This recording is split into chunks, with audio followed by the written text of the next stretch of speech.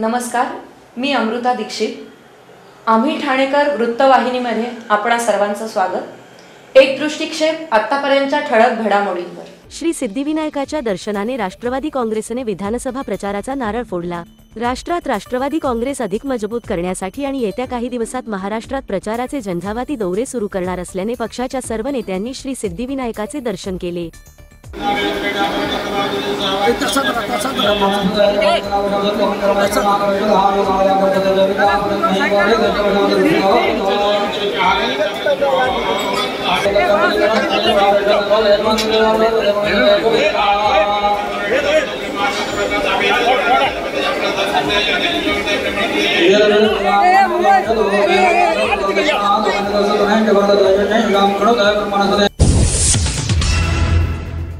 नवी मुंबईतील एपीएमसी बाजारात डाळींच्या दरात वाढ झाली आहे.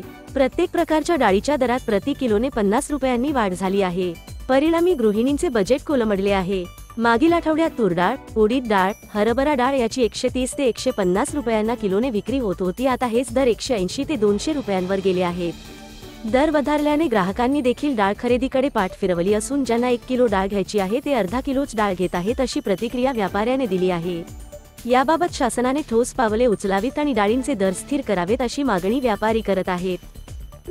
तुरीची डाळ, हरभरा डाळ हे दोन्हीही भाव वाढलेले आणि उडदाची डाळ पांढरी हे तिघेचे भाव वाढले. कोणी दलाल पण सांगायला मागत नाही आणि व्यापारी पण सांगायला मागत नाही कशामुळे कायमुळे हे भाव वाढलेले आहे. पहिला आधी भाव कमी होते, 130, 140, 150 पर्यंत तूर डाळ होती. ते आता 180, 190 आणि 200 पर्यंत गेलेली आहे. मध्यमवर्गीय माणसांना खायला आणि यायला फार अडचण होते. त्यामुळे शासनाने काहीतरी योग्य मार्गदर्शन करून योग्य भाव आणावे अशी आमची विनंती आहे. नाही, हे भाव 1 महिना आधी पावसाच्या आधीच वाढलेले होते.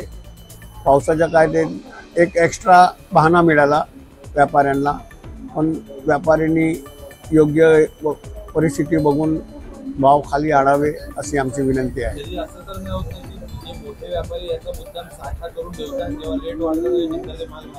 असं आम्हाला सुद्धा असं वाटते, गिराकांना पण असं वाटते. गिराक आम्हाला येऊन सांगतात की हे काय आहे परिस्थिती, आम्हाला काय कळायला मागत नाही, एवढे भाव तुम्ही का वाढवले. प्रत्येक टायमाला आले गिराक 10-20 रुपये वाढले, प्रत्येक टायमाला म्हणतात 10-20 रुपये वाढले, तर मतलब काय झाला.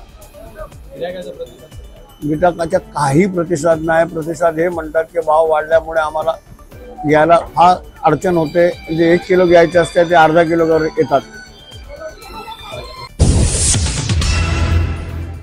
शहापूरमधील गुजराती बाग, चिंतामण नगर, ताडोबा परिसर आणि गुजराती नगर या परिसरामध्ये भारंगी नदीचे पाणी घुसल्याने 5 ते 6 4 व्हीलर आणि 20 ते 25 टू व्हीलर या वाहून गेल्या आहेत.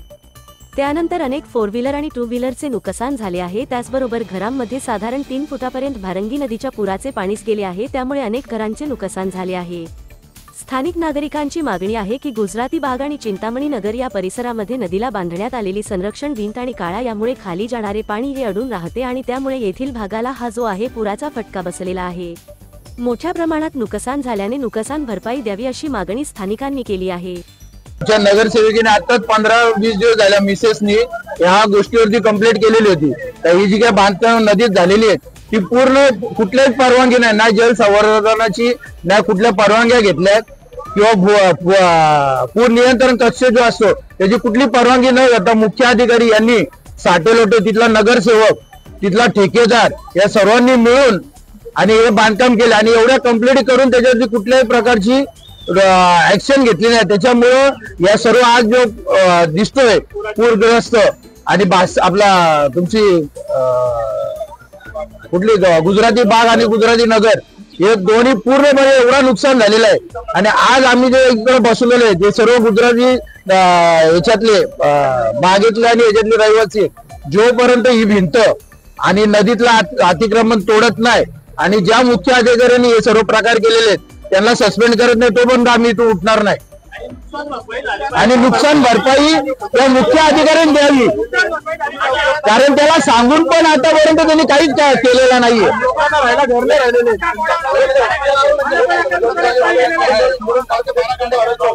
आम्ही बाथरूम जाऊन बाहेर काढलं.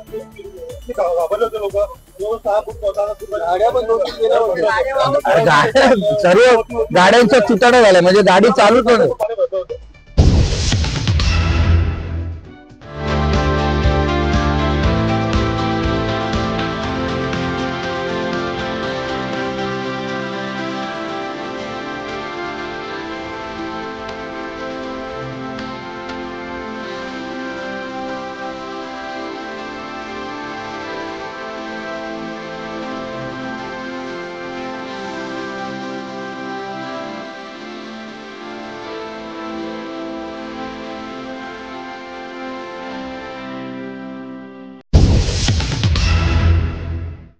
सर्व नागरिकांना आवाहन करण्यात येत आहे की सध्या डासांमार्फत पसरणाऱ्या डेंग्यू या आजाराचा प्रसार रोखण्यासाठी प्रत्येकाने पुढील प्रमाणे कार्यवाही करावी.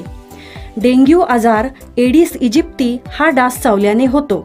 या डासांची पैदास साचलेल्या किंवा साचवलेल्या स्वच्छ पाण्यामध्ये होते. 8 दिवसांपेक्षा जास्त दिवस पाणी उघडे व साचून राहिल्यास त्यात डास अंडी घालतात. अंड्यांच्या अळ्या तयार होऊन पुढे डास तयार होतात. यासाठी आपल्या घरातील पाणी साठे उदाहरणार्थ बॅरल्स, पिंपे, टाक्या, हौद, रांजणे इत्यादी दर आठवड्याला रिकामे करून घासून पुसून कोरडे करून पुन्हा भरावे. 1 दिवस कोरडा दिवस म्हणून पाळावा. पाणी साठ्यांना घट्ट झाकणे बसवावीत किंवा जुनी साडी, चादर, धोतर यांनी बांधून झाकून ठेवावीत, म्हणजे डास त्यात जाऊन अंडी घालणार नाहीत. घराच्या गच्चीवर, आजूबाजूला, अंगणात कोठेही पाणी साचू देऊ नये. भंगार सामान उघड्यावर टाकू नये.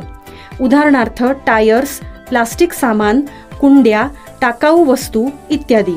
अशा सामानात पावसाचे पाणी साठून त्यात डेंग्यूच्या डासांची पैदास होते. घरातील कूलर्स, फ्रीजच्या पाठीमागील ट्रे हे देखील वेळोवेळी कोरडे करावेत.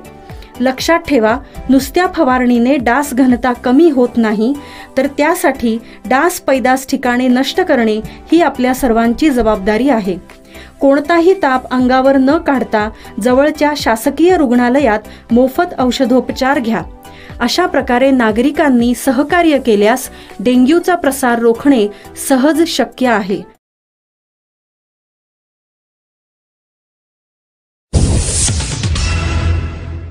येवला तालुक्यात मजुरांचा अभाव असल्याने व बैलजोडी नसल्या कारणाने शेतकऱ्याने जुनी सायकलचा वापर करून कोळपणी यंत्र तयार करून आपल्या पिकाची कोळपणी करत आहे. देशी जुगाड लावून या शेतकऱ्याने हे यंत्र तयार केलं व त्या माध्यमातून स्वतः या यंत्राचा वापर करत मकासह इतर पिकांमध्ये कोळपणी करत आहे.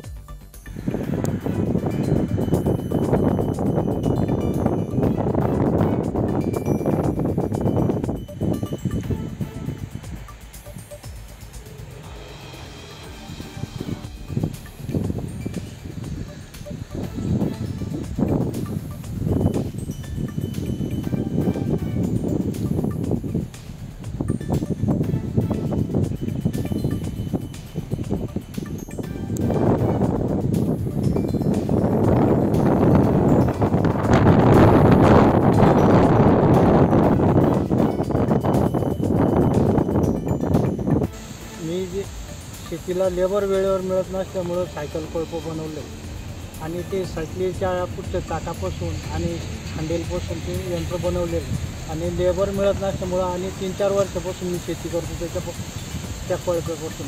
मला बैलजोडी नाही, वेळेवर चारा उपलब्ध होत नाही बैल सांभाळायला आणि त्यांना चारा नसल्यामुळं ते बैल परवडत नाही सांभाळायला आणि लेबर वेळेवर मिळत नसल्यामुळं मला ती शेती कोळपेने करावं लागते आणि पाऊस बेमोसमी झाल्यामुळं सगळं म्हणजे बेभरोशाचंच काम झालेलं आहे सगळं.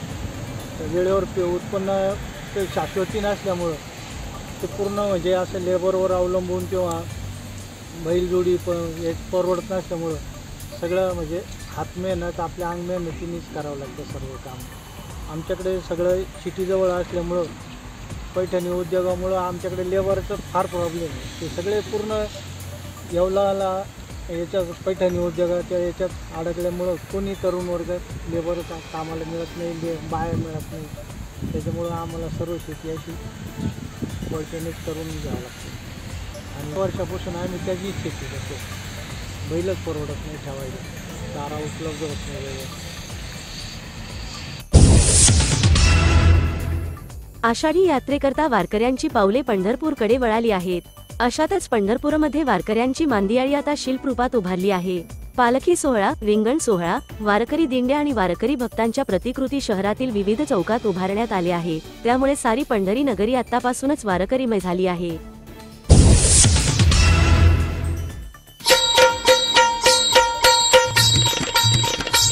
कला, क्रीडा, साहित्य आणि संगीत या कला क्षेत्रात अभूतपूर्व कामगिरी बजावलेल्या ठाणे जिल्ह्यातील अस्सल ठाणेकर कलाकारांना ठाण्याविषयी नेमकं काय वाटतं हे जाणून घेणार आहोत खुद्द त्यांच्याचकडून. आम्ही ठाणेकर वृत्तवाहिनीची नवी मालिका माझं ठाणं मी ठाण्याचा पाहायला विसरू नका, फक्त आणि फक्त आम्ही ठाणेकर वृत्तवाहिनीवर.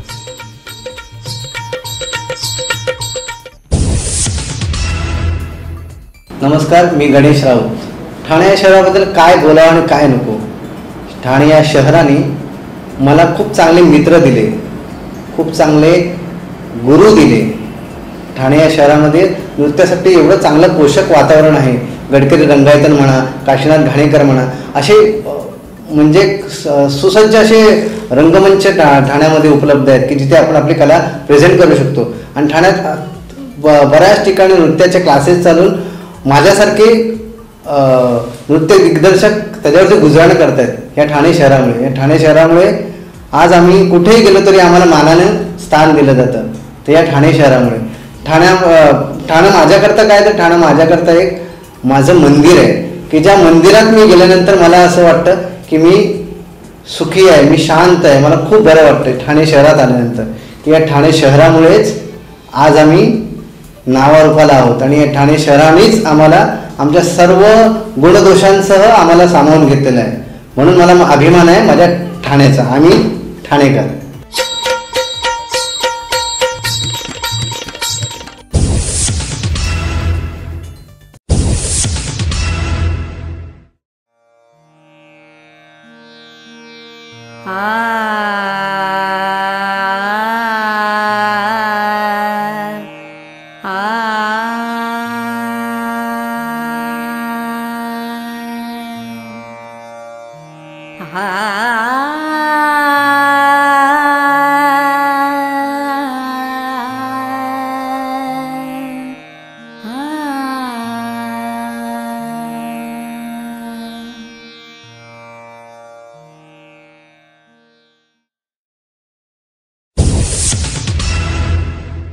आम्ही ठाणेकर. आम्ही ठाणेकर. आम्ही ठाणेकर. आम्ही ठाणेकर. होय, ठाण्यात आम्हाला अभिमान आहे आणि होय आम्ही ठाणेकर.